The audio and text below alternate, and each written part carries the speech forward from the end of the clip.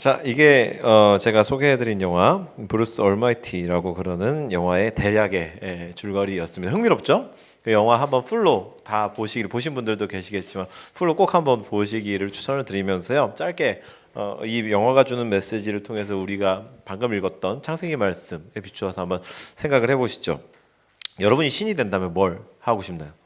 영화를 보고 나서 이야기를 나누려 그러니까 뭔가 생각이 복잡해질 것 같아서 한 사람씩 다 물어보고 싶은데 시간도 그렇고 이미 뭔가 던져진 생각들이 있으니까 굳이 묻지는 않겠습니다. 그런데 우리가 신이 된다면 하고 싶은 일이 뭔가라고 물어볼 때 영화에서 비추어지는 것처럼 주로 자기 자신의 소원이 이루어지기를 거기에 신적 능력을 사용하려고 생각들을 합니다. 당연한 거예요. 그거를 나쁘다라고 말하거나 부인하고 싶지는 않은데 이 세상의 모든 종교들, 심지어 고등 종교들은 다 신과의 소통 수단으로 기도를 바라보며 그 기도는 대부분의 경우 자기 일신상의 유익, 어떠한 필요들을 채우는 데 집중이 되어 있습니다. 그런데 우리가 이 기도 아까 화면에 나왔잖아요. 제가 일전에도 설교 중에 언급한 적이 있는 게 이 화면이거든요. 이 장면이거든요. 브루스가 기도 소리가 들리기 시작하죠.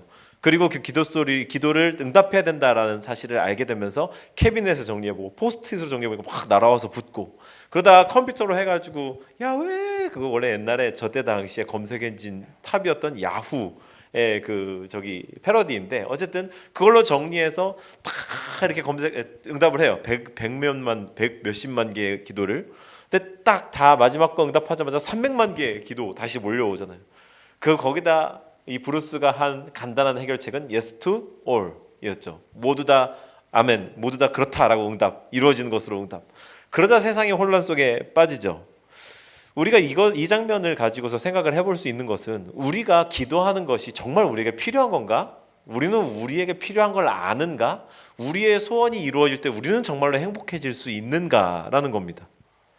이들이 모두의 기도가 다 응답되니까 한 사람은 복권 당첨금이 17달러가 되고 브루스 본인도 자기의 소원이 뉴스 앵커가 되자 행복했나요? 그게 정말 그의 삶에 필요했던 건가요?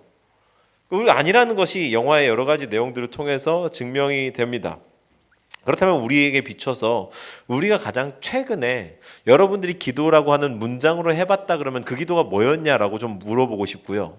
그리고 기도를 해본 적이 없다라고 하면 가장 최근에 가장 간절하게 가졌던 소원이 뭐냐라고 좀 스스로 생각을 해보라고 지금 시간을 드리고 싶어요. 한 1, 20초 시간 드릴 때 떠올려 보세요. 내가 가장 최근에 안 물어볼 테니까 가장 최근에 가졌던 소원, 이거 정말 이루어졌으면 좋겠다, 이거 꼭 됐으면 좋겠다라고 생각하는 일, 그게 뭐였나요?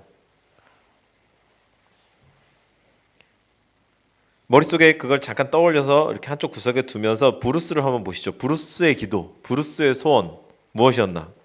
처음에요, 앵커가 되는 거였어요. 이 리뷰 영상에서 많이 이렇게 삭제됐는데, 많이 줄여졌는데, 그 묵주 같은 천주교 묵주 같은 거 이것을 들고 운전해서 가면서 오늘은 내가 꼭 성공할 거야. 나를 꼭 앵커 되게 해주십시오. 하나님 계시다면 나에게 응답해 주십시오. 이렇게 막 간절하게 기도를 해요.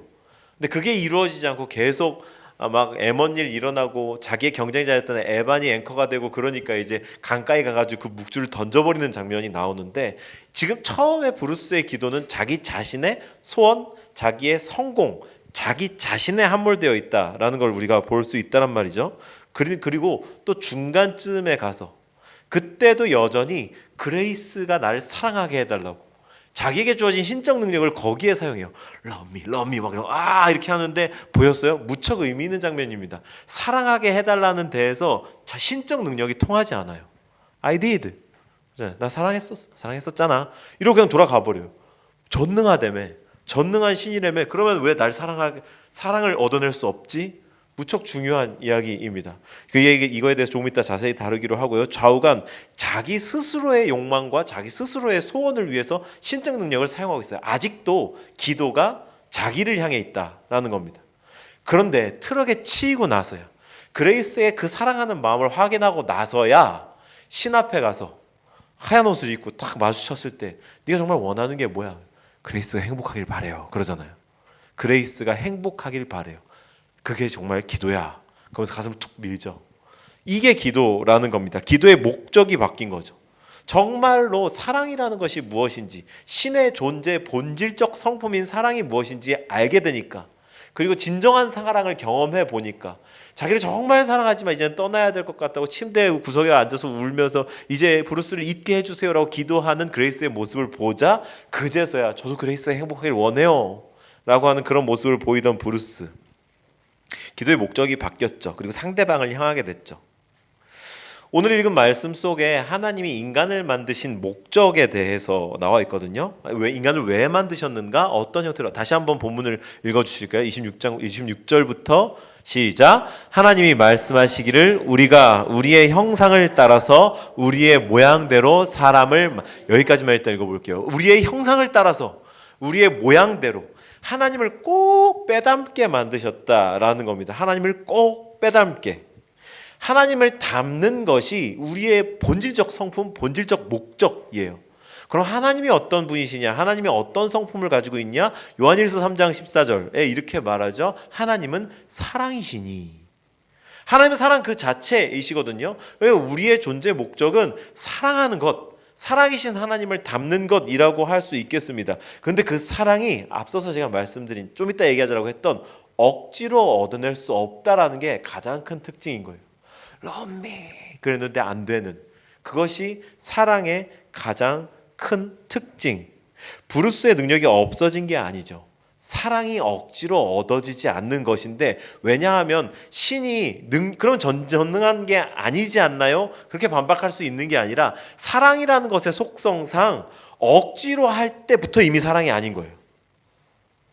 제가 일전에 든 예죠. 내가 정말 너무너무 사랑하는 여인이 있어. 목사님이 사모님이랑 연애를 오래 했어요.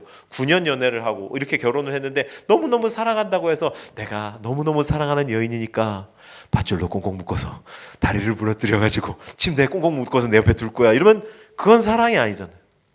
그녀가 나를 역시 함께 사랑해서 그 마음이 하나로 만나서 자발적인 사랑이 만나서 가정을 이루는 거, 그게 진정한 사랑이잖아요. 억지로 잡아다가 이룰 수 없는 게 사랑의 본질적 속성이잖아요. 그러니 억지로 되지 않는 겁니다. 그래서 하나님이 이렇게 사람을 싸잡아다가 나를 사랑해 이렇게 만들 수 없다라기보다 그렇게 되지 않는 것이 사랑인 거죠. 그래서 우리가 하나님에 대해서 이야기를 할 때, 창세기를 읽을 때 무척 우리에게 큰 궁금증을 주는 존재, 문장이 창세기 2장 15절인데 한번 화면 보고 이것도 읽어볼까요? 시작. 주 하나님이 사람을 데려다가 에덴 동산에 두시고 그곳을 맡아서 주 하나님이 사람에게 명하셨다. 동산에 있는 모든 나무의 열매는 네가 먹고 싶은 대로 먹어라. 그러나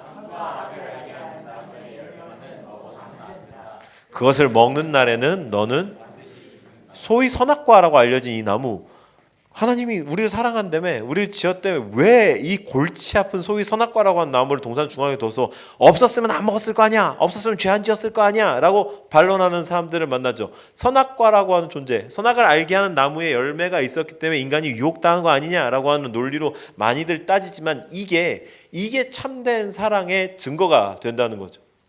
인간은요, 이 열매를 먹을 수도 있고 먹지 않을 수도 있었습니다. 그 선택 속에서 먹지 않는 선택을 하는 자발적 사랑, 자발적 순종, 그게 진정한 사랑이라는 거죠. 그레이스 역시 마찬가지입니다. 아무리 브루스가 신적 능력으로 날 사랑해, 사랑해줘, 사랑해줘 라고 할 때 그 능력 때문에 뿅 하고 가는 그게 사랑이 아니라 정말 진정 우러나오는 마음으로 브루스를 사랑하는 것, 그리고 그를 위해서 떠나보내게 해주세요 기도하는 마음, 그게 진정한 사랑인 거잖아요. 그리고 브루스 역시 자기의 성공의 도구로 그레이스를 쓰는 게 아니라 정말 그레이스가 행복하길 바라서 드리는 기도. 중간에 살짝 지나가는데 그 장면이 어떤 의미인지 아셨나요? 레스토랑에서 그레이스도 예쁘게 차려입고 브루스도 멋지게 차려입고 거기에서 나 앵커 자리를 따냈어 이렇게 하는 장면, 그게 다야? 이렇게 살짝 지나갔거든요. 사실 그 장면에서 그레이스는 브루스가 청혼할 거라고 은근히 기대하고 있었어요. 근데 브루스는 멋지게 차려낸 자리에서 쫙 해가지고 앞에 와서 무릎 꿇고 심지어 한다는 얘기가 반지 꺼내가지고 플리즈 메리미가 아니라 나 앵커 자리 따냈어, 성공했어. 그러니 이 여인이 살짝 실망하는 마음이 들었던 게 그 장면인 거거든요. 바라보는 지점이 달랐던 거예요. 저는 지금 자발적인 속성을 갖고 있는 사랑에 대해서 이야기를 하는 겁니다. 이 나무의 성격이 그랬다. 이 열매의 성격이 그랬다. 오직 자유의지로 안 먹을 수 있는 건데 사랑하지 않을 수 있는 선택지까지 함께 갖고 있는 상태에서 사랑을 선택하는 것이 참된 사랑인 거다. 이제 결론을 맺으려고 하는데요. 그렇다면 우리는 하나님을 어떻게 사랑할까? 오늘 읽은 말씀 28절 함께 읽어봅니다. 1장 28절 함께 화면을 보시고서 읽어주시죠. 시작. 하나님이 그들에게 복을 베푸셨다. 하나님이 그들에게 말씀하시기를 생육하고 번성하여 땅을 정복하여라. 바다의 고기와 공중의 새와 땅 위에서 살아 움직이는 모든 생물을 다스려라 하셨. 한 절 앞에 27절도 읽는 게 좋겠네요. 27절도 시작. 하나님이 당신의 형상대로 곧 하나님의 형상대로 사람을 창조하셨다. 하나님이 그들을 남자와 여자로 하나님이 우리 인간들을 창조하시면서 우리에게 소위 이걸 신학에서 문화명령이라고 그래요. 우리에게 위임하셨어요. 하나님의 형상을 담는다는 것에는 첫째로 따라하실까요? 사랑.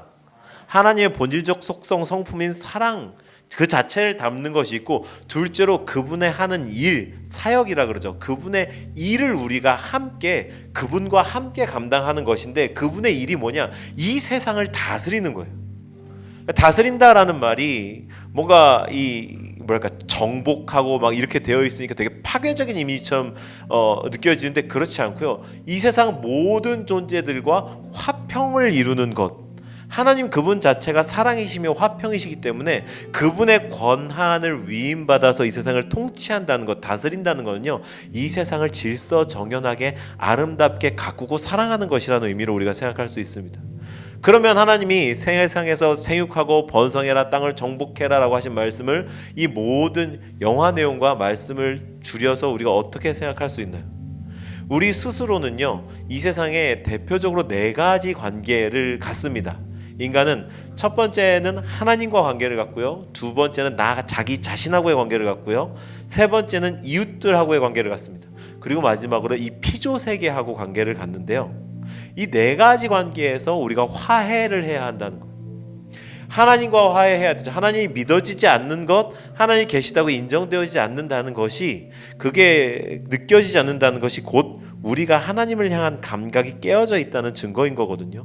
인간이 하나님을 알 수 있도록 만드셨는데 그 감각이 깨어지고 고장나 있기 때문에 하나님이 믿어지지 않고 경험되어지지 않고 인정되어지지 않는 거예요. 그래서 그 관계에서 화평, 화해를 이루어야 됩니다. 나 자신이 불만족스러워요. 난 왜 이렇게 생겼을까? 난 왜 키도 작을까? 난 왜 잘하는 게 하나도 없을까? 이런 종류의 스스로를 부정적으로 인식하는 모든 감각들이 고장나 있기 때문이거든요. 그 하나님이, 세상을 지으신 하나님이 인간을 지으시고 좋다, 아름답다라고 하신 데에는 우리도 포함되어 있죠. 나도 포함되어 있죠. 그러니 나 스스로를 있는 그대로 인정해주고 받아들이는 것, 그러한 존재로 나를 사랑하고 하나님을 사랑하고 그 사랑을 나도 경험해보고 그 사랑을 바탕으로 나 스스로를 사랑하면서, 그러니까 거기에서 흘러나오는 여유, 사랑으로 타인도 사랑하면서 화해할 수 있는 것, 그리고 그 사랑이 흘러넘쳐서 하나님이 지으신 피조세계, 자연, 동물, 식물 모든 것들을 다 아울러 사랑하고 올바르게 통치할 수 있는 것, 이게 하나님의 뜻이다. 이게 우리에게 자유를 주신 이유이며 사랑을 주신 이유이다라는 것입니다. 이 긴 영화 아주 많은 이야기들을 나눌 수 있거든요. 꼭 한번 보시기를 추천하고요. 중간중간 기도에 대해서, 믿음에 대해서, 사랑에 대해서, 관계에 대해서 막 여러 가지 던지는 화두들이 생각할 거리가 많아지게 합니다. 오늘 설교의 말씀은 요 딱 한 포인트, 기도, 자유, 사랑에 대한 포인트에서 정리하는 것으로 하고요. 여러분들이 꼭 한번 보시기를 다시 한번 추천하면서 받은 말씀을 가지고서 우리 한 주 동안 마지막에 제가 말씀드린 4가지 관계 속에서 어떻게 회복해 나갈 건가를 좀 실천사항으로 정했으면 좋겠습니다.